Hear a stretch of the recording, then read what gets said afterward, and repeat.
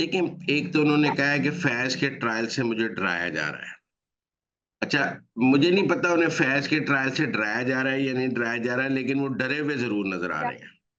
देखिए ना, एक तरफ वो ये कहते हैं कि मुझे आसिम मुनीर ने जेल में रखा हुआ है, दूसरी तरफ वो नैब के एक छोटे से अफ़सर को कहते हैं कि तुमने मुझे अंदर रखा हुआ है, मैं तुम्हें बाहर निकल के नहीं छोड़ूँगा। ये फ्रस्ट्रेशन और डिप्रेशन की निशानी है। जब आदमी डिप्रेस और फ्रस्ट्रेट हुआ होता है, तो फिर वो हर चीज़ से उलझता हुआ नज़र आता है, चिड़चिड़ाहट नज़र आती है, उसको अपने गुस्से पे काबू भी नहीं नज़र आता, उसे अपनी गुफ्तगू पर काबू भी नहीं नज़र आता। भई अगर आप समझते हैं आपको आसिम मुनीर ने अंदर रखा हुआ है, तो फिर नैब के अफ़सर को ये कहने की क्या ज़रूरत है, मैं तुम्हें बाहर निकल कर नहीं छोड़ूँगा। और अगर आपको नैब के अफ़सर ने अंदर रखा हुआ है, तो नैब ने अंदर रखा हुआ है, तो फिर आसिम मुनीर का उसमें कोई कसूर नहीं है। मेरे ख़्याल में इमरान खान वाक़ई फैज़ के ट्रायल से डरे हुए हैं। फिर उनका ये कहना कि जी अगर बाजवा को शामिल ना किया गया तो बड़ी बदनीयती होगी। और फैज़ मुझे जब भी मिलते थे वो बाजवा की इजाज़त से मिलते थे।